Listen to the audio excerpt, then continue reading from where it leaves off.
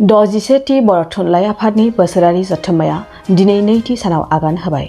बर'नि माहारियारि आफाद बर' थुनलाइ आफादनि 'द'जिसेथि बोसोरारि जथुम्माया मे दाननि 2, 3 आरो 4 अक्ट' मैयानिफ्राय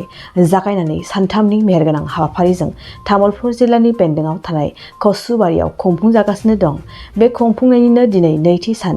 दिनैनि बे नैथि सानावनो फुंबिलिनि समाव बर' थुनलाइ आफादनि फिरफिला बिरहोनायनिफ्राय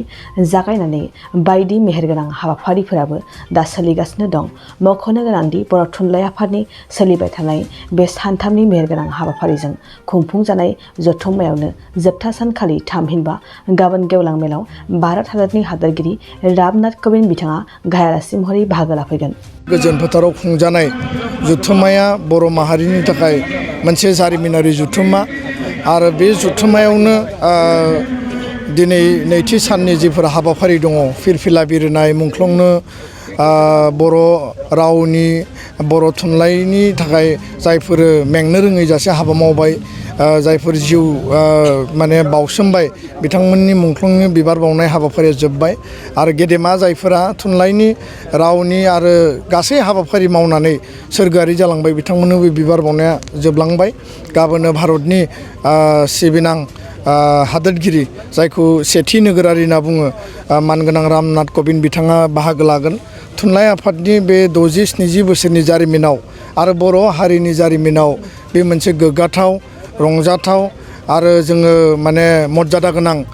मोनसे सान होननानै जों साननो हायो। मानो होनना बुङोब्ला बर' हारिनि बेबायदि माहारियारि आफाद थुनलाइ आफादनि जथुम्मायाव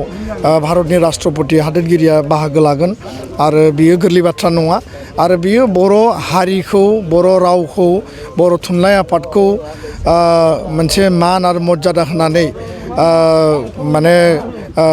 बाहागो लानायनि बे मोनसे नेरसोन आरो बिनि गेजेरजों भारतनि 140 कौटि बे माने 140 कौटि जनसाधारन बा सुबुंनि गेजेराव मोनसे मेसेज थांगोन जे गाबोननि सानाव भारतनि महामहिम राष्ट्रपति बिथाङा तामुलपुर बायदि बे बड'लेण्ड ओनसोलाव बिथाङा बाहागो लाफैदों आरो बेजों लोगोसे बर' रावनि सोमोन्दै बर' बिजोंनि सोमोन्दै बर' थुनलाइनि सोमोन्दै गासैबो मिथिनो हागोन। बर' थुनलाइ आफादा गोबां जेंना जेंसिनि गेजेरजों गोबां माने थासारिनि गोब्राब थासारिनि गेजेरजों हाबा मावबोनांदों। बर' मिडियामा 1963 आव गायसननायनिफ्राय लानानै बर' रावखौ भारतनि 80 सिडुलाव सोसननायसिम बे थासारिसिम बर' थुनलाइ आफादा हाबा मावदों। बेयाव बर'नि संग्रामि दलफोर संग्रामि आफादफोर एबसु बा BLT बा NDFB आरो गुबुन गुबुन आफादफोरनिबो बेयाव गोख्रों माने बिहोमा दङ आरो दिनै बर' मिडियामखौ जोङो क्लास 10 सिम जोङो माने बे सोलिगासिनो दङ। फैबाय थानाय समाव बेखौ क्लास 12 सिम खालामनो थाखाय हाबा मावगासिनो। फारसेथिं प्रभिन्सियेलाइजेसन अफ स्कुल बर' मिडियामनि स्कुलखौ सरकारि खालामनाय बे हाबाफारिखौ जों सरकारजों खालामगासिनो दङ आरो गोबां माखासे जायफोर जेंनाफोर दङ बे जेंनाफोरखौ सुस्रांनायनि हाबाफारिया सोलिगासिनो। दा बेखायनो बर' थुनलाइ आफाद आरो दुलाराय बर' फरायसा आफादजों ज' हाबा मावगासिनो। खार'ना जाबाय बर' रावा बर' हारिनि जिउ बिन्दो आरो बर' राव थांना थाबासो बर' हारिया थांना थागोन आरो बर' रावखौ फोथांना लाखिनांगौनि थाखाय बर' थुनलाइ आफादा हाबा मावदों। दुलाराय बर' फरायसा आफादा हाबा मावदों। बर' रावाल' थांना थाब्ला जाया, बर' रावनि थुनलाइया गोजौ मानदान्दानि जानांगोन, बिश्व माननि जानांगोन आरो गुबुन गुबुन थुनलाइ बे जार्मान थुनलाइयानो जा इंराजि थुनलाइयानो जा आमेरिकान थुनलाइयानो जा बे लिटारेचारफोरजों फेर फाथिनो हानाय बा वेस्टार्न लिटारेचारफोरजों बा भारतनि गुबुन गुबुन माने थुनलाइफोरजों एखे मानदान्दानि सहैनो हानाय जोङो थुनलाइ सोरजिनांगोन। दिनै जोङो साहित्य एकाडेमि बान्था मोनो बा गुबुन गुबुन बान्था मोननो हादों आरो बेजों लोगोसे थुनलाइ सृष्टि खालामनाय थुनलाइ सोरजिनाय बे मोनसे दिग, रावखौ फोथांना लाखिनाया बे मोनसे दिग आरो बे रावनि आरो बे थुनलाइनि माने भित्तिखौ मजबुत खालामनायजों लोगोसे बे रावनि मेडियामखौ जोङो मजबुत खालामनांगोन। खारन बर' हारि थांना थानांगौब्ला बर' रावा थांना थानांगोन, बर' रावा थांना थानांगौब्ला बर' मिडियामा थांना थानांगोन आरो दिनै बर' मिडियामनि LP स्कुलाव सरकारि स्कुलाव माने स्टुडेन्ट गैलिया, स्टुडेन्टआ खमायलांबाय, स्कुला थैलांगासिनो दङ। बेयो माने नोङो बबेबा नगाव मरिगावनि बाथ्रा नङा बड'लेण्ड ओनसोलाव बिटिआर ओनसोलाव बा बर' मैखोम थानाय आसामनि गुबुन गुबुन जायगायाव बर' मिडियामनि स्कुला थैलांगासिनो दङ जायनि थाखाय मार्जार खालामनो नागिरदों एमालगेमेसन खालामनो नागिरदों बर' मिडियामनि स्कुलाव दाबो माने सिंगोल टिचार आरो जिर' टिचार माने जेराव 100-150 फरायसा दङ बेयाव सासेल' फोरोंगिरि दङ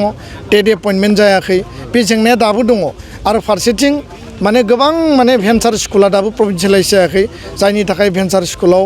30 बोसोर 40 बोसोर हाबा मावनाय फोरोंगिरिफ्रा बिना बेतनाव बिथांमोना रिटायार्ड जालांबाय आरो बै फरायसालिफ्रा दिनै थैनायनि लामायाव आरो बेयाव अल्टारनेटिभ स्कुलबो गैया जेराव जोंनि बर' फरायसा फरायसुलिया बेयाव माने सोलोंथाइ लानो हायो दा बेखायनो बे मोनसे सिरियास मेटार आरो बेनिखायनो थुनलाइ आफादनि बे जथुम्मानि गेजेरजों थान्दै मेलाव गासैबो बिथिंखौ गुवारै गोथौयै सावरायनानै आसाम सरकारा सुस्रांनांगौ सोलोंथाइनि जिखिनि जेंना रावनि जेंना बे गासैखौबो आसाम सरकारनो सुस्रांनो थाखाय जों थांखि दैथायहरगोन बिटिआर सरकारा मावनो गोनां बर' कसारि काउन्सिला मावनो गोनां बे गासैबो बिथिंखौ जोङो बिथांमोननो दैथायहरगोन आरो भारत सरकारा मावनो गोनां बिथिंफोरखौबो जोङो दैथायगोन आरो बेखायनो थुनलाइ आफादनि डेलिगेट हलाव जोङो खोब सिरियासलि बाथ्राफोरखौ पजिटिभ प्रस एन्ड कन्स जोङो डिसकास खालामनांगोन खारन हारि थांनाय थैनायनि बाथ्रा दङ आरो बर' राव थांना थानांगौब्ला बर' मिडियाम थांना थानांगोन बर' सुबुङा बर' मिडियाम स्कुलाव फरायनांगोन आरो बियो गुन गोनां सोलोंथाइबो जानांगोन आरो बे सोलोंथाइखौ लानानै साख्रि बाख्रि मोननाय गोजौ माननि जोङो हाबा मावनाय बा जोङो माने नेसनेल इन्टारनेसनेल लेभेलाव गावखौनो कम्पिटिटिभ एग्जामाव जोंखौ गावखौनो फिट खालामनो हानाय बे केपासिटिखौ जोङो आरजिनानै लानांगोन दा बेखायनो आं खावलायो जे बे जथुम्माया ओंथि गोनां आरो बेनिख्रुइ बांसिन ओंथि गोनाङा जाबाय भारतनि महामहिम राष्ट्रपतिया गाबोन फैगासिनो दङ आरो बेखौ जोङो बयबो लोब लोब लानानै बाहागो लानायनि गेजेरजों बेखौ जोङो बरायनांगोन आरो बर' हारिनि खौसेथि बर' हारिनि थामोनथा बर' हारिनि गोजोनखौ दिन्थिनायनि गेजेरजों जोंनि हादोरगिरि बिथांखौ जोङो माने कनभिन्स खालामनांगोन जे बर' हारिया जे मोनसे जौगानाय माहारि आरो जोङो जौगानो लुबैयो गोजोनै थांना थानो लुबैयो जोंनि थामोनथा रैखाथि अस्तित्वखौ जों फोथांना लाखिनो लुबैयो बे बाथ्राखौ जों बिथांनो मोनसे नेरसोन हिसाबै गाबोन दिन्थिनांगोन गोजोन्थों बर' थुनलाइ आफादनि बे जालांबाय बर' थुनलाइ आफादनि मानगोनां आफादगिरि तरेन बर' बिथाङा फिरफिलाखौ बिरहोबाय आरो बिनि उनावनो मुंख्लंफोरनिसिम मान बावनाय बे हाबाफारिखौ लेङाइ आफादगिरि सीताराम बसुमतारी बिथाङा जागायजेनबाय आरो बिनिफ्राय बर' थुनलाइ आफादनि रुंसारि जालांनाय बिबानगिरि आरो सोद्रोमाफोरनि गोसोखांथियाव बिथांमोननि जिउमाफोरनिसिम जि मान बावनाय हाबाफारि बेखौ जोंनि सासेबाव लेङाइ आफादगिरि रमेला इस्लारि बिथाङा जागायजेनबाय आरो दायो बेनि उनाव जोंहा बिजाब आरो बिसम्बि बेखेवनाय हाबाफारि दङ बेनि उनावनो जोंहा सावरायमेल दङ बे सावरायमेलाव आसामनि सोलोंथाइ मन्त्रि रनज पेगु बिथाङा गाहाय आलासि महरै बाहागो लाफैगोन बिजाब बेखेवनाय हाबाफारियाव आरो लोगोसे जोंहा बर' थुनलाइ आफादनि बान्थाफोरखौ दिनै गथायनाय जागोन दा बे बान्था राननाय हाबाफारियावबो आसाम साहित्य सभानि मानगोनां आफादगिरि बिथाङा जर'खा आलासि हिसाबै बाहागो लागोन दा बेखिनियानो मैया हराव जोंहा सेथि थान्दै जथुमा जिरायनानै थांबाय आरो बे थान्दै जथुमाव जों गिबियावनो गाहाय नेहाथारिनि जि बोसोरारि फोरमायथिलाय बेखौ फरायनाय आरो सावरायनाय आरो गनायथि होनाय बे हाबाफारिया जानानै थांबाय बेनिफ्राय अडिट एन्ड एकाउन्ट्सनि रिपर्टफोरखौ सावरायनाय जादों आरो दिनै बर' बिजोंनि जि सोलोंथाइनि जेंनाफोर बेखौ सुस्रांनायनि बागै दिनै गोथौयै सावरायनाय जागोन समायाव जोङो मैयाबो आसामनि गिबि मन्थ्रिजों जों बर' थुनलाइ आफादनि जानानै सावरायदों आरो बिथांजों गोथौयै सावरायदों जे बर' बिजों सोलोंथाइखौ 12 थाखोसिम जौगाहोनायनि जि अफिसियेल नटिफिकेसन बा डिक्लारेसन बेखौ गिबि मन्थ्रिया फोसावनांगौ होननानै आरो गिबि मन्थ्रिया बेखौ फोसावनायनि सम्भाबना दङ गाबोन आरो बेजों लोगोसे बर' बिजोंनि थाखाय गोदान फरायसालि सरकारि फरायसालि गायसननो थाखायबो जों दाबि खालामदों जेरैहाय साहा बागान ओनसोलफोराव गोदान हाई स्कुल असमिया बिजोंनि हाई स्कुल गायसनदों आरो गुबुन समस्तिफोराव आदर्श बिद्यालय मुङै माने CBSEनि फरायसालि गायसनदों बेहाय थिसनथाइ होदों दा बेबायदिनो बर' बिजोंनि सोलोंथाइनि थाखायबो बर' बिजोंनि गोदान गोजौ फरायसालि गायसननांगौ होननानै जोङो सरकारखौ दाबि खालामदों मैया चिफ मिनिस्टारजों गोथौयै सावरायनाय जादों बेफोर बिथिङावबो गाबोन सरकारनिफ्राय बिथांमोननि थिरांथाखौ फोसावगोन बेखौ जों मिजिंथिदों आरो जों आसा खालामदों जे बिटिआर सुक्तिनि 6.3 जि दफा दङ बेखौबो मावफुंनो जों हाहैगोन मोनसे समाव बे बिथिंखौ लानानैबो आसामनि गिबि मन्थ्रिजों सावरायनाय जादों। नोंथाङा सरखारि साख्रि नागिरदोंना? नोंथांनि थाखाय मोनसे गोजोनथाव खौरां। नोंथांनि थाखाय दं एडुकेट पइन्ट, जेराव नोंथाङा सोलोंथाइ लानायनि गेजेरजों सरखारि साख्रिनि गुबुन गुबुन रोखोमनि गोब्राब आनजादफोरखौ उथ्रिसारनो हागोन आरो गावनि आथिङाव गसंथानो हागोन। बे एडुकेट पइन्टआव नोंथांमोना SSC, bank PO, bank clerk, bank SO, UPSC, FSC, defence, railway, state, state, insurance, AAO, ADO, एसिस्टेन्टजों लोगोसे स्टेट लेभेल जब आरो माखासे सरखारि साख्रिनि आनजादाव गोनांथि जानाय आयदाफोराव सोलोंथाइ लानो हागोन।